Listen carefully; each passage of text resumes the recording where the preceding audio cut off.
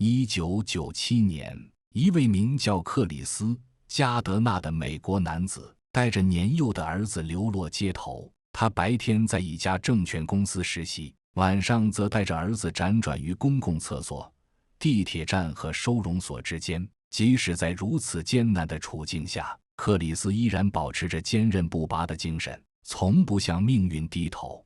在一次重要的工作面试中，克里斯身着唯一一件体面的西装前去应聘，却因前一天被迫在地铁站过夜而衣衫不整。面试官看到他的狼狈样子，眉头微皱。这时，克里斯没有选择逆来顺受或掩饰自己的处境，而是直视面试官的眼睛，坦然道出了自己的困境和决心。我知道我现在的样子不够专业，但我相信我的能力和决心。如果给我一个机会，我会用结果证明我的价值。这种不卑不亢的态度和坚定的自我主张，最终打动了面试官。克里斯获得了这份工作，并凭借自己的努力和才华，一步步从街头流浪汉成长为百万富翁。他的故事也被改编成电影《当幸福来敲门》，激励了无数人。克里斯·加德纳的故事告诉我们一个深刻的道理：在这个世界上，真正能够决定一个人命运的，不是外部环境，而是内在的品质和态度。那些能够在逆境中崛起的人，往往都具备一种共同的特质——自我主张。自我主张是指一个人能够清晰表达自己的想法、需求和界限，既不侵犯他人权益，也不允许他人侵犯自己权益的能力。它既不是盲目的强硬，也不是软弱的妥协，而是一种平衡和智慧。在现实生活中，我们经常会看到这样的人，明明内心不愿意，却不敢说不；明明受到了不公正的对待，却选择忍气吞声；明明有自己的想法和主张，却因为害怕冲突而随波逐流。这些人往往成为被欺负、被拿捏、被利用的对象。为什么有些人总是容易被欺负和利用？他们通常具备以下几个特征：性格懦弱，缺乏自我保护意识。在纽约一家知名广告公司工作的李娜，是团队中公认的能力担当。每次有紧急项目，主管总是第一个想到她。起初，李娜感到被信任和重视，但随着时间推移，她发现自己承担了团队中大部分的工作量，而其他同事却能按时下班，享受周末。当她鼓起勇气向主管表达自己的困扰时，对方只是轻描淡写地说：“我们都知道你最可靠，所以才会把重要的事情交给你呀。”这句话让李娜一时语塞，又默默接受了新的任务。李娜的问题在于，她太容易被别人的一句话就打消了自己的想法。她害怕拒绝会让自己显得不够敬业，害怕表达不满会破坏和谐的工作关系。这种性格上的懦弱，让她成为了团队中心照不宣的工作机器。美国心理学家亚当·格兰特在《给予》一书中指出，过度的付出者往往最终会耗尽自己，除非他们学会设立健康的界限。性格懦弱的人就像是没有刺的玫瑰，看起来温和无害，却容易被人随意采摘。在职场、家庭和社交场合，他们往往成为最容易被利用的对象。日本著名作家村上春树曾说：“不要轻易向任何人敞开心扉，因为世上有一种生物叫做人，他们会伤害你。”这句话虽然有些悲观，但确实提醒我们需要保持一定的自我保护意识。在性格方面，我们不必变得咄咄逼人，但至少要学会像刺猬一样，在必要时亮出自己的刺来。这不是自私，而是自我保护的本能。逆来顺受，不懂得拒绝。在上海工作的小王是朋友圈中出了名的好人，每次朋友有困难，他总是第一个伸出援手，借钱、帮忙搬家、接送机，只要别人开口，他几乎从不拒绝。有一次，一个并不熟悉的同事要借他5万元创业，虽然内心有疑虑，但面对对方的热情和保证很快还钱的承诺，小王还是答应了。结果可想而知，这笔钱至今未能收回，而那位同事也早已辞职离开。小王的问题在于，他把不拒绝等同于善良，把帮助他人视为自己的责任。他没有意识到，真正的善良是有边界的。盲目的付出不仅会伤害自己，长远来看也不利于他人的成长。美国心理学家亨利·克劳德在《界限》一书中写道：学会说不是情感健康的重要标志。当你无法拒绝他人时，你实际上是在放弃对自己生活的控制权。不懂得拒绝的人，往往会陷入一种恶性循环，越是不拒绝，别人就越是提出要求，越是满足别人的要求，自己的时间和资源就越是被耗尽。而当自己真的需要帮助时，那些曾经得到过帮助的人却未必会伸出援手。学会拒绝，不是变得冷漠无情，而是学会尊重自己的需求和界限。正如美国作家安妮·拉莫特所说，不是一个完整的句子。我们不需要为自己的拒绝找借口或道歉，只需要清晰、坚定地表达自己的立场。多管闲事，缺乏边界感。在一家科技公司工作的张明，是办公室里的和事佬。每当同事之间有矛盾，他总是第一个跳出来调解。起初，大家都感谢他的好意，但随着时间推移，他发现自己越来越陷入各种复杂的人际关系中，甚至成为了某些矛盾的替罪羊。有一次，市场部和技术部因为一个项目的进度问题发生争执，张明主动介入，试图协调双方，结果不仅没有解决问题，反而被两个部门的人都误解为站在对方那边，最终弄得自己里外不是人。张明的问题在于，他没有意识到每个人都有自己的边界，有些事情并不需要他的介入。他的好心不仅没有得到回报，反而让自己陷入了不必要的麻烦。古人云：是非只为多开口，烦恼皆因强出头。这句话道出了多管闲事的危害。当我们过度介入他人的事物时，不仅可能被误解为居心叵测，还可能在不知情的情况下卷入复杂的利益纠纷中。美国心理学家布伦达·布朗在研究中发现，那些能够设立健康边界的人，往往在人际关系中更加自在和受尊重。他说，边界不是用来隔离我们与他人的墙，而是用来定义我们与他人关系的门。学会尊重他人的边界，也让他人尊重自己的边界，是建立健康人际关系的基础。正如中国古语所说，事不关己，高高挂起。这不是冷漠，而是一种智慧。情绪化容易被激将。在北京一家媒体公司工作的小李，是个典型的情绪性人格。他容易被外界的评价和言论影响，经常因为一条负面评论或一句不经意的批评而情绪低落。有一次，公司举办年会，主持人开玩笑说小李是公司最容易脸红的人。虽然这只是一句玩笑话，但小李却因此感到极度尴尬和不安，甚至提前离开了年会现场。小李的问题在于，他太容易被外界的言论和评价影响，缺乏情绪上的自主性。这种特质让他在职场和社交场合处于被动位置，容易被他人的言行所操控。美国心理学家丹尼尔·戈尔曼在《情商》一书中指出，情绪智力的核心在于能够识别和管理自己的情绪，而不是被情绪所控制。情绪化的人往往容易被他人利用，比如营销人员会利用消费者的恐惧、焦虑或虚荣心理来促使他们购买产品。操控性的人会利用他人的愧疚、同情或愤怒来达到自己的目的。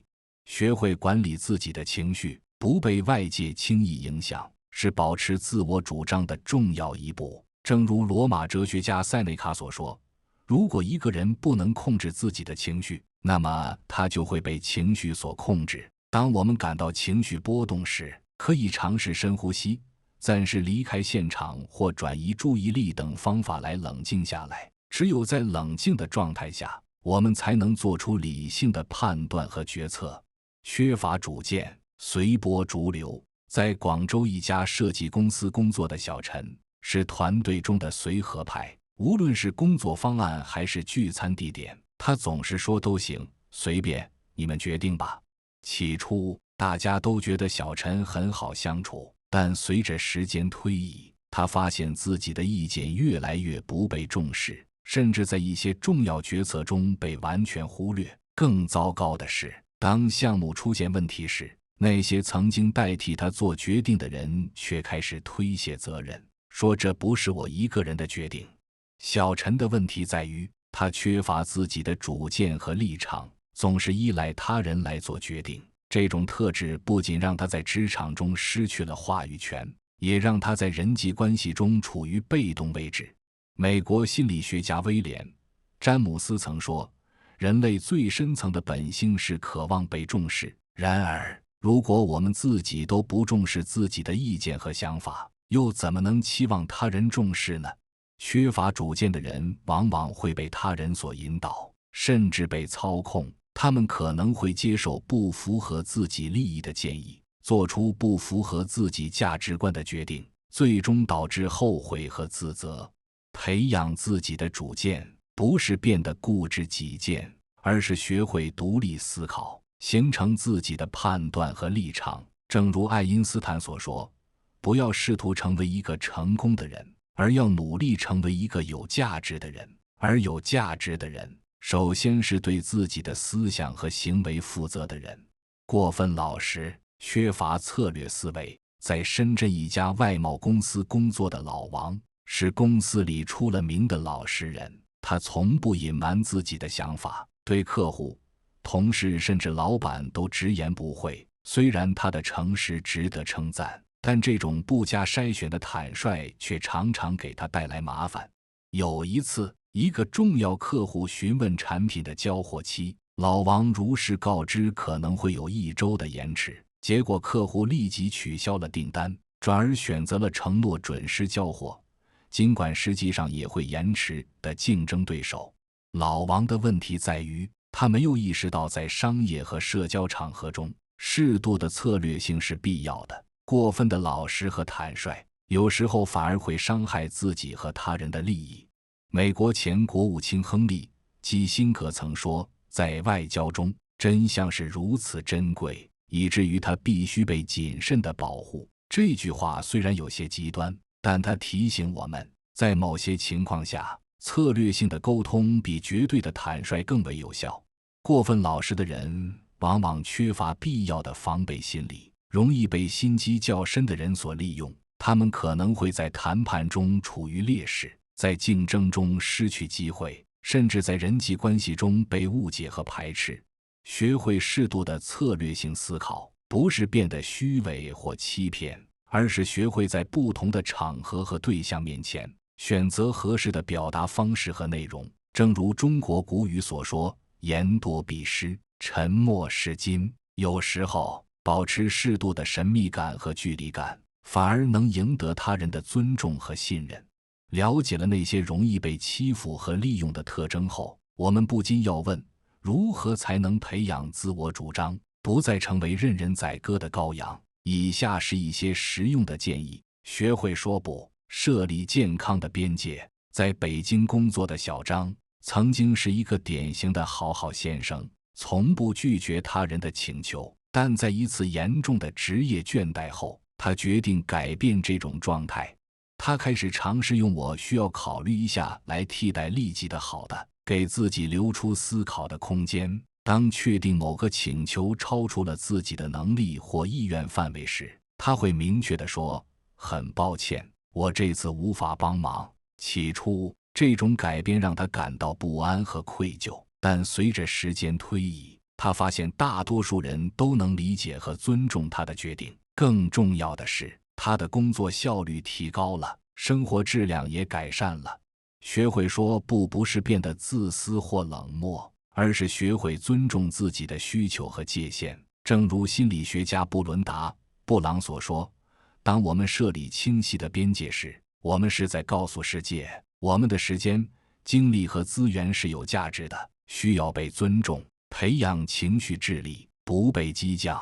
在上海工作的李明，曾经是一个容易被言论刺激的人，一条负面评论或一句批评，就能让他情绪低落一整天。后来，他开始尝试一种叫做情绪日记的方法。每当感到情绪波动时，他会记录下当时的情境、想法和感受，然后尝试从第三方的角度来分析这些情绪的来源和合理性。通过这种方式，李明逐渐学会了识别和管理自己的情绪，不再被外界的言论轻易影响。他发现，当自己能够控制情绪时，他在谈判和冲突中的表现也更加冷静和有效。培养情绪智力，关键在于学会识别、理解和管理自己的情绪，而不是被情绪所控制。正如心理学家丹尼尔·戈尔曼所说，情绪智力是一种能力，它使我们能够监控自己和他人的情感，区分不同的情感，并利用这些信息来指导自己的思考和行动。独立思考，形成自己的主见。在广州工作的王芳曾经是一个典型的随大流者，无论是工作决策还是生活选择，他总是参考大多数人的意见，很少有自己的主张。